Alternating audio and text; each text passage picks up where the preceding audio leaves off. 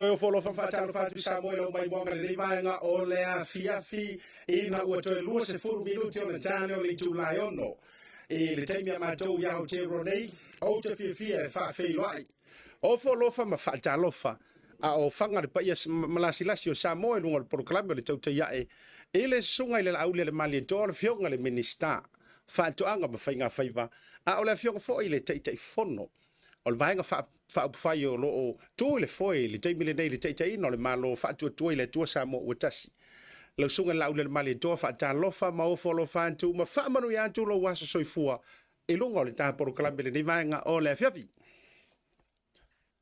Ia, ile nganga whaaloalo te whatalo whatuai le mai maonga si o tātou atunu ufo le nei fo ia fiafi matango fie. Langi mamama soi fua lau le leisa moa i tawhai fio le rarolangi. O mo mai ei nei whatal tala noanga ma le tō whaare vai malai, fonga fo le tātou Polokalame, BluwaveTV, ia vi ia le atua o manatu o lo o manuia me ma le tū le aso, whaiva foi matiute mga wenga meisele.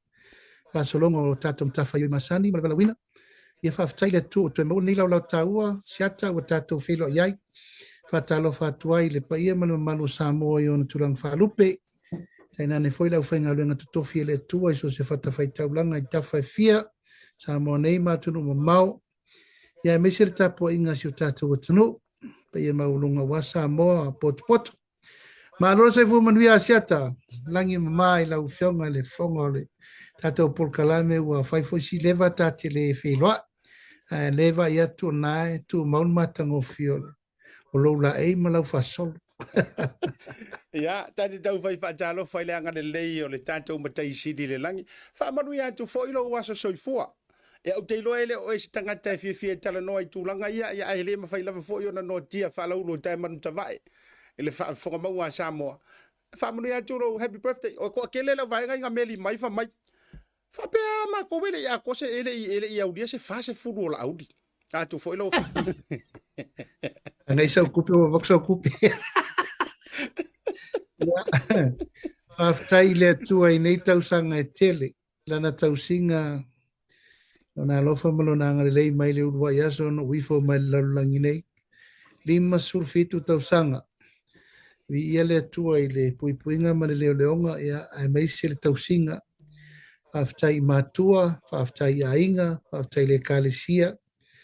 Ia ua ana le aile whawhai le lenga le na. Ia, e le wheroi tāua Asiata. Ia whaftai le atua lima sufitu tausanga leola ma le soifua. Ia, whaftai le atua wa tere nei tausanga. Ranuina lima fitu ranuinga lewa tau ma le fitu lima. Wa awhia wa inu mela ia lua Asiata. Ia. Lima fitu. Ia o te oilo fitu lima. Pasi fitu lima. Pasi. O ke la longa o oe se ulua i minista o le au lia le se lau se furu lima. Ia. Whaftai mo whamanianga pe atau no. Malo a fua ai la ua maua. Pati foi malo ma momoli atu ia whamanuianga le Polokalame o le Tautai A'e ma le aunanga le BluwaveTV. Ia ilo waso soifua. Lau sunga ile lau le mali to lau fionga le minista ia a o lau fionga fo yo le malo fa rorongia le tatou Polokalame ia fiafi mai ia vai aso teitasi ai te loa e wa tala ese ia langona fo yo le nei vai aso ele ngata sa e tuai tūlanga o fono tanga ma felo inga o lo waso soifua ia au fai vai se fo ilo pepe ile tuua yo le malo e se tasi o tama fa ale nganga o le poutu toa ia au se tama fa ale nganga fo e fa sino i lau fionga ile minista ia la fotuia ile nei taime to mua mai ile ta fa tala noanga ia i sau noanga fo e tu sai fo o le tala fa vau ila sona nafi fa mole lo fionga ile apostolo William Mafoe ia fa ftai Asiata e tatou te tau failangona fa tasi uma ia le nganga fa ftai le tua ia ono le soifua ona le fionga le apostolo whawhenga inga tau langi fo i le sunga ia William Mafoe. O te loa e le mawhai o na uma upu matala. I le mawhai fo i o na tū manu ia ele tūlongolongo i le ngā luenga. Ai maise o na whai walo whilima. Malana tautua whale kālesia, ma le tautua whale nganga, ire nei fo I tamali I o le tunu. Mai lava le amatanga I le urua I taimi na whatoa I loa ai, masi la fia, le sunga le apostolo I le mua lo na soifua le tala le lei. E le suia mai lava I le urua I taimi, e o mai lava le taimi le toi walau pa ia le tua. Mai e langona lava le anganga whaftai o na te le lo na sao tā ua I le tunu atoa. Mai la le vai le YWAM, Youth for Christ, sau e lava I tala inga mwhala papatonga se I tau nuu ina ua ia whaatino ina le whiau o le tua e ale le Kalesia Worship Center. Ia e te lelo na sao le tala inga o le tala le lei anganga whaafowina ma e nto e whaafoisia lo lato soifua I le ri. Moli mai watu pēla uptala siata e ofo ia te au lava ia. Ono uolanga ma le tele ina o le whaafowina, reborn again. I o tala inga umane sa muni ta ia I o le Youth for Christ. Nei tausanga e tele mai le tasiva fitus fulu, valus fulu, ivas fulu, taunu ma le lua afe ia tulanga lava lea. O fo tulanga ina ua o mai ua whaile a inga, ta pua I whatasi, sana whengai uma male. Au nanga papatisonga, whawhaipoinga o lou, to lua mala whanau. Nen whaina ngalo le au nanga le uso. Ta uso ia le sunga wawenga inga e mawhana whanai upu. Fatuna na tuto, I le taimi fo I o fetu na I fo I muni au I vao e Kalesia ese. Ia ele ngata fo I malana fe au fo la mea. I le vao whainga malo. Sa ngatasi nei whawhenga inga sa whisiri ele tau wha au mato matua. E meise lo utama ma lo tina. Ia e meise fo I le fio ngal totoli ia tofilau e ti alsan. Ia fo I le sunga ia tu le epa. Wa unei o te mate o lave mo moli fe au uma. Ia e taimi vo I tu le mai o tofilau e ti alsana. Na to tuli o mai le malo I lumo le falo le malo o no le. Pa moe o sauninga vidiamu mafoe. Mai lem whaina ngalo le mena. Se tangata sana fulia a tole tūlanga o le talitonunga whafoe. Ma le talitonunga tāpuai. Ma le talitonunga o le tau whaatūlanga ina pēo le tātou manatu I le tū whale nganga. Te biuma. E o foi lai tupulanga la vea I o le Kalesia I tupulanga talavou. Tama, teine, a inga, te lelo na sao, te lelo na tapenanga, te lefo le tūlanga o lona ano fale. Sana tapena ina ai le worship center ina ua whātū le Kalesia. Ai le mawhai na ngalo. Ia, taunu mai le tūlanga foi o upu whai malo nei teimu. Ia, siata mo le sirifia, o le tasiri nei whawhengainga na o suru whai ai ina ua o tūlai tūlanga whale tonu por kiki. Ia, ma e tasiri nei tu a lalo whale ngā sāfso soani I le whainga o whai unga e tape nanga o le whatuatua I le tua Samoa tasi. Tasi fo nei whawhengainga taulangi ta o whisiri ai ina ua whiri le swafa whatuatua I le tua Samoa tasi. Mai te lelo na sao I ma whiutana inga, ma taranoanga, ma me uma sa whai. Ia, mai ele ma whai na ngalo ia mea. O le tua lalo, whale nganga, o whiau, ma momoli mai tu lango ana pongi ma le tataru. Ele ma whai na ngalo, siata.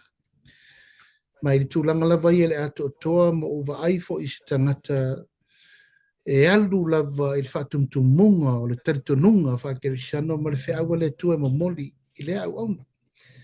Mai o te taritonu o le tasire nei au auna le tua tu matila. Tu matila lo na taimi tula I mai. I lona wala wina. Wai e pei lava upu fo ia fola iai ia le tele wao sa mo le tala le lei. Ia iai lava le tūlanga o le whaamoemoe e whaamanatu pēa, ma whaamanatu pēa, ma whaamanatu pēa. Le au ngaina ia tātou tūtū maua, e le ngata o le tali a ia o lai. Ia, e vea ile nei awa no tā ua, te mamori atuai, le nganga whaaftai le tua, mua, ono le soifua au auna, o le sunga le apostolo, ma le kalesia wao. E ngata fo i lea o nisi o au nanga uso ya keriso, ia ma le au nanga le kalesia i mea umalapa. Ia mamori le nganga whaaftai le kalesia wao. Worship Center Worldwide, mai se tangata lotu umo le kalesia, ua wha maalo te talo, maalo vo le tāpua i ala i utu whaivalo whilima. Ia wai ule. Soifua au auna. Nei fo i toa o le tala le lei, i sio tātou atunu. O mawa mairo na matayo ngā lue pēr. Watu alfa mai senga i le kalesia wao, tui te tai Samoa nei, ma le Worship Center Worldwide, ia tātou loto tele. Tātou mō pele nganga o le tua i fōa i mai pēr, lona malosi, lona mana, i lima tai nai tātou. Ia ma mori le nganga wha malosi au le tina, la vina, ma le whanau. Ia, tātou tu i le tua mea umo le tua pule. Ma o ia na umai au i fōi na tia mi i lona taimi sao, ma lona taimi tala whengai. Tātou whaafitaia ma vi ia le tua o lona sao ia tātou. Awa o tātou sapi e le whale o puna oa ma mea uma o tātou taunu mai ai. I le tau aveina lava o le fua o le manu malo ke riso, i le tala le lei.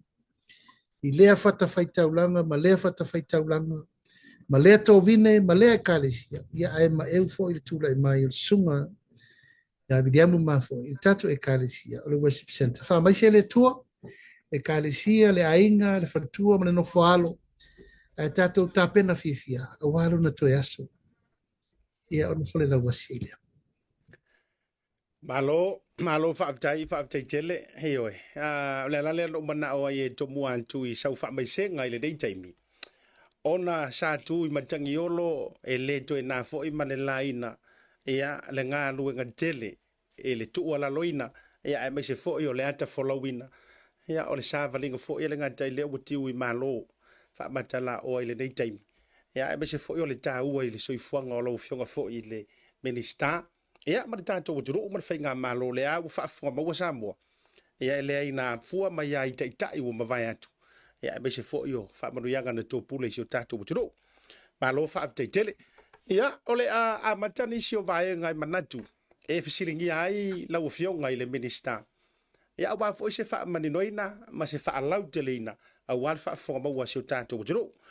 O le manatu o le tā a mataloa i le tūlanga o le whainoa inga le whato a toto ai tau nuu mai o tātou lau whanua. Mata atu lava iata e au mai. Le talanoanga i mo le taimilo na lua o le antoa Samoa.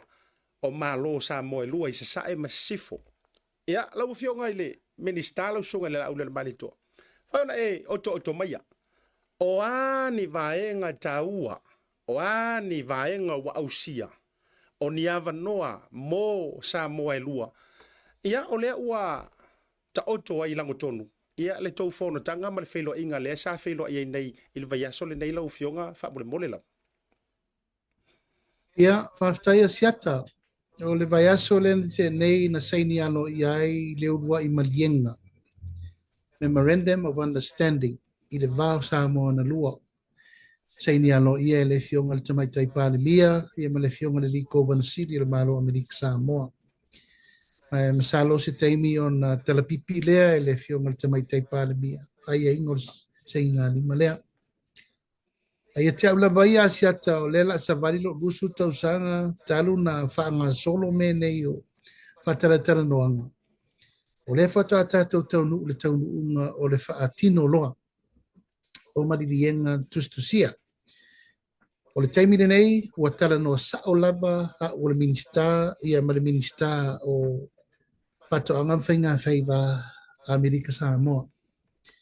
Matatala i lava noi me umalava e whai ei whaftau inga fo inga mafasoa i le au wala e mawhai ai ona feso o tai, mawhana whana, whealo whani, ngā rurue whātasi, e matanga alue ngō whāto angam whai ngā whaiva, a fu manu, ia meise ia tūlanga o mea whawhanga. A Samoa, matutuila ma manu. O lewa amata na whaapine, ma whaale tūla whonoina, whasoa, ma whatau loa. Ia nena iei fo tūlanga na ete sira fia, chata, o leu whaatanga tātou whamoa na ave, ma tātou whaspovi, ma tātou oloa sa tau fia. I le tūlanga e whao ngā i lava le tangata ia na me sa whai, sa iei fo ina i whiutana i ngalaiti o no le vā lava whalotu i whale. I tai o le malanga atu. Ia uwha manino ai le mātou fsota inga ma le senate, ia le peresidene le senate msentoa, ia me se fole fonga whetalai me whai pule wha manino mai tūlanga u. E ia inga e ma whai ai lava o na tātou fsota i le vā wha atunu, Samoa i saem, Samoa i sifo. Ai ei fo ia inga i sao tātou le malo tele o Amerika. Leanga le malo tele o Amerika o lo wa ia le malo o Amerika Samoa, tutuila mamano. O le tūlanga alo ia la, ma le tūlanga tala whea ngaile ua ia i Asiata. Wata tala whatara noanga. Open talk. Collaborate, initiate, consolidate, communicate. Mai tā ua tele le merena. O le whiu whai o tara noanga. Taimi mua peisa ngata i lunga le pālemia, ma le kōwana umma. E le ai se laloifo le pule tua, ma le pule whatino, ma le awala e whatino loa i le pito i lalo. Wa lei ma se nga e tala noa ina o lunga. E lei se whatino ngai lalo. Le la so mai loa i a minister, sauma officials, sauma CEO, sauma ACO, on whatino lo lea. Ma e o te tau tino atu se tasiri nei o fono tangata ua i lo tūlai mai wha minister o whātoanga whainga paiva o matua te lelo na stau mai tā ua. E tā ua mo Samoa, tā ua mo tātou, ai se Asiata. Ona o le tamau ainga lai tutuila, e tutusa le lei, ma le tamau ainga lai le malo Amerika. O le tala Amerika lai trade ai New York, ma San Francisco, ma Alaska, ma mena. O le tala Amerika fona lai trade ai whangatongo, whangaalum pangpang. It's the same tupena. Lona winga. E te tau na tātou aputi puti mo tātou vāwala lata. Leanga fōi o le exchanging rate siri le langi atua i lau lema. Tu lau lava fōi le tupe New Zealand, le tupe Australia. Ama walunga le sita i New Zealand le Australia, tā lava. Ai ama walunga le sita i le tupe Amerika, tolu tāla. Tasi o tolu nei. Le exchanging rate la na Asiata. Lea e nauna wai tātou whainga malo. Tato pi im tutuila. Wa atoa le ono su tausanga o whail tato tautua mo tutuila mamanua. E lotu war sala masina talo whai nei to ina matua tia. Wala kako kama wala tia le Captain tia. Ama mole Asiata sosiala la whanga whaso tai tia sala masina. O loa watu waila rusu tala, malau whaoso. Wai whawhongo i nā whasa launga i aso ia ere. I le 2AP. Yeah, all these years. Te mina le eini text, leini telefoni, leini mea. Ai wala au mai tato ainga tutu. I la whamara mole simi so se la whanga. Whawso o tairi kapeteni a tia le salamasina. The trade le Asiata, sa whai mai more than 40 years.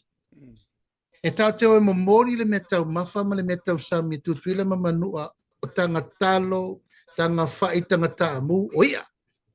Mori o, ai fo i malewa, e kau ngoko mai apa wā hu, ma me ese, ma mea ai furisa sustu ina mea.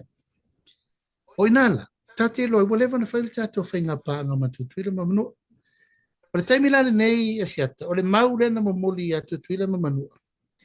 E le whapela watu tato o loa nei Samoa. Nā watu le whao ai o loa mo le au whaipisinisi. Tutuila mamanua. E le ai. O le tato ai kia Asiata. E tau te whao ngā ina tutuila. As a gateway. Wa e ofiro tutuila o tato sao i Hawaii. Tato saulo malo te. Ia tato wolo le LA, San Francisco, Alaska, Carson, Texas, no mana. Ola te le market rai. E tate whaongaina la tu tuila mamanu as a gateway I mea umalava.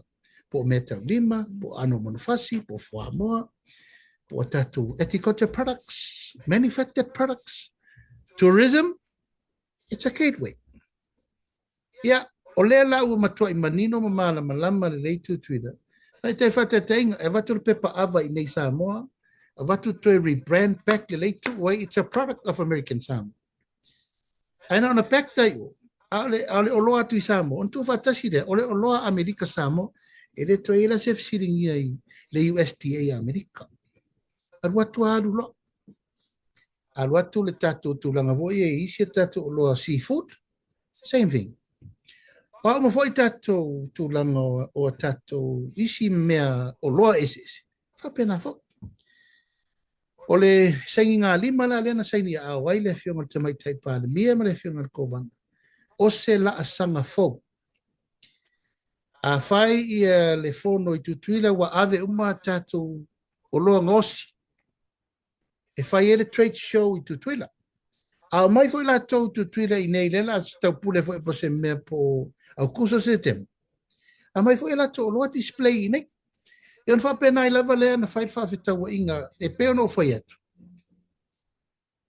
Ole whawhitawa inga I le currency sile na malosi. I le laloraki. O tupe Amerika. Ai pe I ta tala ia wanoa, ia ua toe whaatanga I foi, ta vale foi piki apu mai tutuila. Foi o aso ia sa tato lau piki apu mai a ia na tsui role tu awalu. Ia mato atu roa mai ka avale computer, foi lele na mase I ale veki matasi tu lo raro le upa. Ai pe o temine o lai maua lava ia ta vale le lei, ta vale anga na ta vale malolosi afi, e whaina wha o ngai lau whai whato ampa. E ma tūlanga siri le nā siata ua mai tawina. Ia le wha soa ma me uma.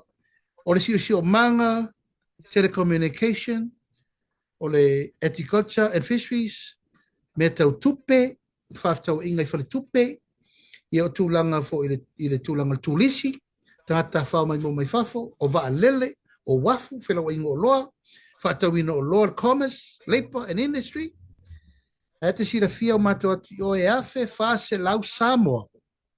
O lo ngā rurua I lalo o tato stakis. Ia o se tupe tele. Ma o se tamau aina tele o lo ta vale mai. E toi fo I mali tupe ia tata. Ia mai la ngona le ngang whaaftai I wha leo ina I lava, le whaaftai tele, I le fionga I le kovana sili, I tēnā kovana o le whainga malo, tēnā ne fo I le fionga I pedestene o le senate, ia sentoa uma, mota, ia taina ne fo I.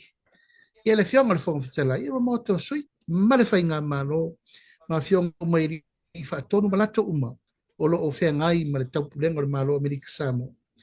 Ona o le tali malo, o le tato watu. Maro whaavitai le saunoa manino, saunoa maramalama I lau fionga I le minister. Tu sai ona I tala o tō wa o lewa ona fia whaafonga fo iso tātou watunu. Bo lea se nisi o vaenga na lau alunga I le whaatala noanga. O le fo I e maua. O le ua tau matana mai fo I tala na mai Samoa, tūlanga o tātou visa. Malanga ai fo I mo Amerika Samoa, mwhau nei whalau tele le tātou visa le o kau whanonga koe, o kau manguia ka kou ia sofiku. E wero foi saunoanga nan saunoa I le tamai tai pale mia. Ola ele o ngā tau e tātou o Samoa pe a whaine me o visa. Iyo. Wa tuena me voi tatalatu tatala mai. Iyo. O man saunoa ele whiunga tamai tai pale mia. A ave ese le tau visa le ma te atuai. Ola ave ese fon ma tau visa I nei. E te tongia tātou visa. E tātou whio ia la I e whai tātou whatau ma tātou toi fwoi mai. A whio mai nei fwoi le mo tere tuila manua. Ia whapeo whio iei o leo mai le ainga. Ia wa umana whaatata. Wa umana saunoa iei le whionga tamai tai pārimi. Tātou whio I fua. Tātou whio I saoloto. Non wingo te miuma te whio mai nei asiata nao nei lunga al vārele e Amerika Samoa sa o al te mina. Leo e matangata anu. Tangata anu, fantonga poe. e malo fa tele le vai ga le wa ta ua ia le tulanga o le toe whaatanga i ma le toe au mai o tātou ta vale. Ta si le vaenga na meli mai nisi fo i mwhao na toe whaafsili atu ai whaafitai o le wala walunga i lau. Awa afua i ai le tātou whiosi o sia inga ma Amerika Samoa na sau wai le amatanga. E vi fōlinga mai o Amerika Samoa o le makuara kalaka mai ia tātou i Samoa sifu. Ai walua ia ruai. E piwa siri aku ngala kalaka aku yang usila ma Australia. Ai piwa tato tau fatu tuanga ia se o kako uso ya tutuila ya Amerika Samoa. Ai fa vetaila o ani sio avanoa me se avanoa fainga wenga e ona afia i malawurunga se tou fa tala nona e tulanga fo i ni avanoa fainga wenga e malanga toi pefo ngal wenga fa vai taimi o lo fa ia ni usila ma Australia mo Amerika Samoa lo fionga. Ia pe ona fa ia tu Asiata. Watatala leva no. It's open now. Ele te isa si meo te fa to alia. O le mau ma komiti ese lena fa tatanonga mtau. Fa tino loa. O lava teima le tala noa. Fa tino loa. Ia, o lava le teima tok, no action. Tau lona tātou o loe whatino le tātou whamoe. Ia le lau whasor? Lo whawhetai. Ua ka fia la walanga o le wahu le sau mai ngā. E ka ke fiu e ka amiro fo i ngei e o isa moe le maua le tamala nai sau skakis. E au lea, whawhetai tele. Moli whamalo mal whawhetai tele lau fionga me sot whainga malo. Fionga te mai tai pāle mia. Ia ona o awa noa le lau maua o toe wha mausali ai. Ia whainga wonga, me so whainga pa anga sa moe lua. Te kawa kua lau fionga i le. Vaenga fo i le na sau noa i le fionga tamai tai pāle mia o loa vatu wha ataro sanga le te mili nei. O ani ona pengi fiki mai tu antu. Ia le taro sanga le ina ia whaonga ina malai wa alele au se ta o ia Amerika Samoa pe atalo whiangai. Au wale alo atu tato taringa malo mo le fono tele lea a malo tau pulenga te itai o malo tau pulenga lau fionga. O le whaingapa anga al malai wa alele i tafuna mal malai wa alele i whaleolo ele se me fau. E ele taimi a whatia tutuila e controla kore tau a tātou le malai wa alele a tafuna. Mai te lere so tanga le na. Ai ai fo ilani tātou whiutana inga wore sau a whatia whaleolo. E se e tafuna. A sau fo a whatia tafuna. E se e whaleolo. E lela i titi la tūlanga mena. Mai o leo mana whaatulanga whaapetula. Mai se teimi tu tumu tele ia tato malai wa alele i leso le fono le choko. Ia, o leo wa tāpena Amerika Samoa e Amerika Samoa e tāpena mo tātou tūlanga lea. Mai langona lenga ngā whaafitai ono whaataltanoanga nei o matoa ko neti le lei mea uma. E le tātou taringa mano. Wa te tonu foi o lea tau mawhai pēa i le leisi tūlanga la sanga siri rea. O le lango Samoa, ia Amerika Samoa, i whonatanga fo i ale forum. Na ia mawhai fo na awai Amerika Samoa, i ui lava o lai lalo le territorio Amerika. Ai, mawhai no ufale mai fo i o mai whalongo, longo ma observes. I te tonu whonatanga whaavau malo, i atunu umane i le Pasifika le tu totas. Malo lava whaafitai tele lau fionga. O le ata to e fo i mai e tamata upu whaalo to i whale i to tono si o tātou o jiro. O le ana joe lau walunga mai nisi o to tonga i Samoa to e whaau au lea sole nei le keiso le fionga ia lau timu ia vaai. Ia tu sai fo i la o le mai tau watu i le au mainga o le tangi a le fo i o lo au wala mai le tangi a le vanga whaau whai le HRPP. E pi e kau le whaakukua nga i le tangata na ta alo. Ai pi tau whaatutu mai le whaamani nonga mai e mafua ona o le road show. O le alala le, o toi tapa tuli e te tai so whina ngalo. Langa o lau fionga te fono o le vanga whaatutua. I le tua samotasi. O le aso whina ngalo. O soli kula fongo kongu wa o le road show le no whanongolongo atu whaatara noanga le HRPP o le mafua tonua ia le tangi le. Ai mawhaifo na ito e tau vai na mainga whainga o ia kula fongo o le hara kai mea kao fia ingai mea o le ale whamole mole lau fionga. Io e Asiata e whaamaru lua tu lava i lau fionga o lau tō wha. ona le mata puna mata na le la na roll out na fa solo mai yelo popo le ngana ni te iwa batu sa ya FT na I male meo le fa solo fa msi no ona le la na proceed that case torpo mo tayao e tele ia proceedings na fainei mai o te tau fi e tapula ngana ono tulanga o le wai lungo fa msi no wa mata e lola maua se fsota inga malau fionga ia pe amanino e te ua tātangu fiam tā upu ala wei li mo ni fol fam sinonga in whainta lea. Ai la umaure na watu nei ona nei na mata lo I ele case le tulanga leo sau no ai sa o leo sau no. Wa ngā I le roadshow. A le roadshow. O le mefa tula fono ina I lalo tula fono whainga pāpata. A fiaru pāpata. On whailo le roadshow. O mea ia a fie le roadshow. O lau whala uloma me umman whai. Ya la fangata isa upu Asiata ono te manu ne I vai manua. Mari. Tapena le fionga lau timia. Ya I tungi se temi se mai. Ona tatu tara no lea. Ai whapena se tala. O te whamaunia. O le nganga na lea nga I maile a tau tara sapa. E watu umaa. Ai maa ia. Ya ila le whaingai. Ua tulanga masani lava e palpale alunga pea ono le tulanga le. Whaalalu whamsino. Malo whaftai tele lo whingalo manino, mal whingalo malama. Tā me I mai si singa fua. O a mai tā penanga wao le fwe maua o lo o a fiala o fionga I komiti tā pena ina ma fautua ina Polokalame o si singa fua.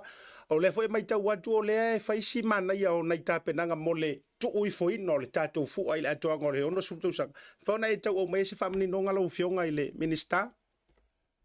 Ona nei sa fono ai le mato komiti o tapenanga se temi sa no alta mai taipa le mia pasala la wina mai o tapena le vai aso muli o me waiva tol su tol tasi pasona tapena o mai le fai wina o le ono su tau sanga ai fa u fale le tasi o yuni lua tolo yuni mo le fa mo o le ono su tasi tau sanga. O lo tapena tatou tulanga masani I le tuina I lalo le tanga vai. O lo iai pea le whamanatuina o taea o tala le rei. O lo iai a tatou whaalinga whaili ma whaalinga musika. O lo iai fo tulanga o tapenanga o le whae I nātu o pine tawa loa ma le maru le tunu ua iai le anga waa ma le whatamali anga ma le whaamauninga. Iai tatou tu ngā whautasi. E tatou tau wanga savali. I we umatu langa o whaafifianga ese mai tu malo ese. I le whamanatuina o le tatou ono sutasi tau sanga. Ia, wa iai fo I matu langa o le whamanatuina o vaenga ese whamamaluina ai lotu whawhetai wa le ono suru e ma le lotu whawhelo ai o le ono sutasi tau sanga. O nei tāpenanga le eise teimin sau no le fionga tamai taipa le bia. E mamoli, alo ia le Polokalame le tunu, a ua lava tāpena. O matangiu, whengai maleata ua maea o na tāpena lo na taiao. Maleola mana whanga o le tāpena lo na taiao lufu fitu, lufu valu, lufu iwa. Whaleu mautuangiangi, o le tāpena fo. Ia, ma o taiao te tere na o le tunu, taiao le tala le rei. Ia, o lo tāpena fo, I tulanga uma tāpena ngā masani. Ma o lo tele fo le tāpena ngai tulanga o tātou malo, palaulia, tulanga masani fo le whaamamaluina o le tuina I lalo le fu o le onosu. Ia ma le whalauloina, wa tāpena I fo I ma le whalauloina o le tātou tupe fo, o le tātou onosu tala note. Ia. Le tātou daile, futala, lusutala, luatala, lima sutala, selautala, alera wa il tātou onosu tala. Ono le tātou ono sutau sa. Ia, o le a whaari mai nei me mana nei a matango fie. I le aso tol sutasi. Ia ma le aso mua yumi. Alo whaafitai. Whaafitai tele o le fo I la ua maua ina inisi o tātou o tonga fau ma inisi o tātou tala fau. Ia, o le a look forward for ia le to tele o le tātou wa duro. Ai, ono o le tātaimi, ia. Tau ono mai. Whaafitai Asiata. Ia. Tau runga mai ala o fionga I le minista. O le a tātou alunga I vaenga o le matanga luenga. o le a e whaanga solo le talo mua. Le foi na mai tau atu le talo mua sa nganga mua. Ia, ma e wali, o le a e ila o kau lau whioka le mingiska. A ka ko kalangoa i whainga whako anga pika o ke kalangoa ia tātou sa vai. O sisi fō, o atua, a o ngu ikua. A reari e makua le ku mamai ngali e whako anga ri o kua masanga. Whaina e whalau tele vangale. Ia, wa sira fia o sanganga mua hele lai titira na tautua le atunu folau aina, folau tomo fomata. Eu foi lá vai me fama. Mai o te whaadile ngang whaftai sa au le a wai sanganga mua ma ano a lua. Ona sa umalanga le malanga le ato Samoa. Ai sa tau ave me i wai se sele. Ele whionga minsta langolango ya maiapa. Ia, mai ma eu lava le tula i mai o tatu i tu malo. O le vai aso rari nei Asiata. Ia, o le whionga le tamai tai pārimia. O te whanka. Ia, na so oila ai tai. Ia, wa sisirei. O lo o se e pēle vaa o le uwai se seleni. Ia, pe ona sisira nana sa e vai wa sa e iai. Ia tatou, ia ona ia a ana momo. Ia. Tai mira nei ua matua, ia nga i mai tu malo Asiata. Tua i sau motu. Ia mafua ia o le telo tau mafa. Tau mafa i tunu le tatu o tunu. Mai wha solo pea. Tau lava ia me atoa. Ia nai te wa ia tunai emo atu le tatu lisi o whaalinga. Whai whatoanga umalava. Mal wha emo. Ia. O le atau nu mea umai le lofa malenga le liu le tua. Ima mori le nganga whaftai. I tu malo sanganga mua. Ia ma ano ama a lua. Ia ono le tau mwhainga fo i le tātou tāpenanga. Ia ai oli mai le sao oti mai whanua. Oi oti. Tu malo le sao wapito.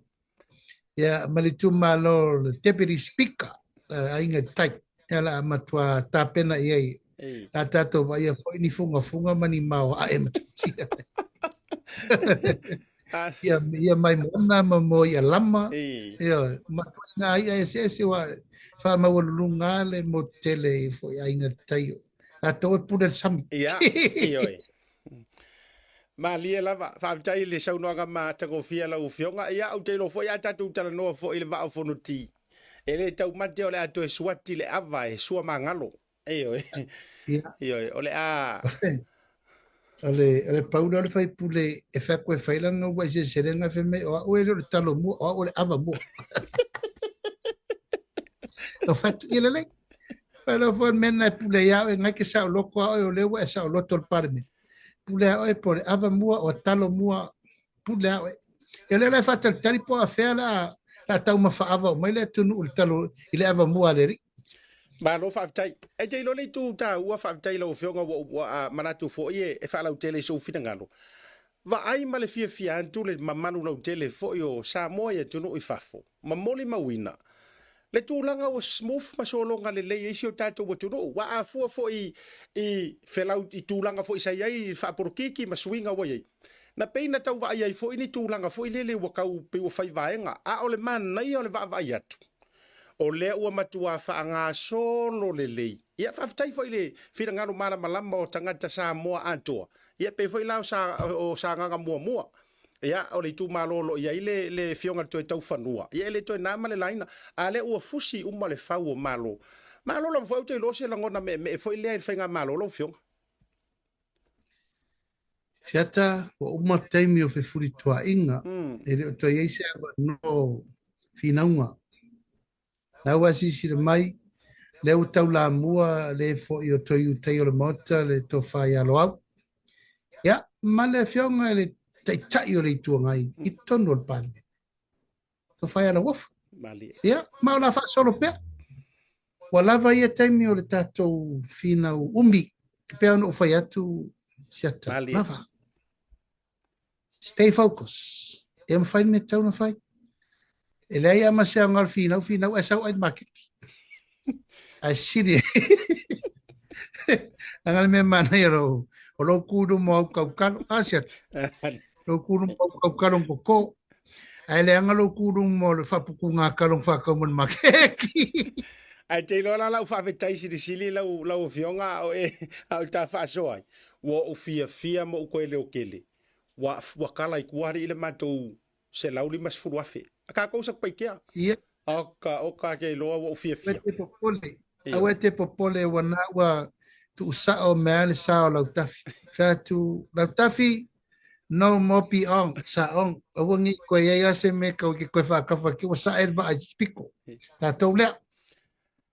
Malo whaatai, ia, o vaenga e peia o na sau noa le fionga le tō li ua whailangila na whōlaunga a le lei uponu. E ka kau whainga le lei mo tātou sa la whai. Ai la whatu, si ia lo tā wa ayuta o no te loa o le matua e mo mia le malo longa o le mamafa o le tau whailoa inga ma whatu i le motu ma uwa o tō ai me se fo e sua mara vai whanua. Ia tu sa i le whainga malanga na pare whianga iai. Ia e tō ia se matu pala whaasifo o Samoa le tā Polokalame le nevanga o le fiafi lau fionga.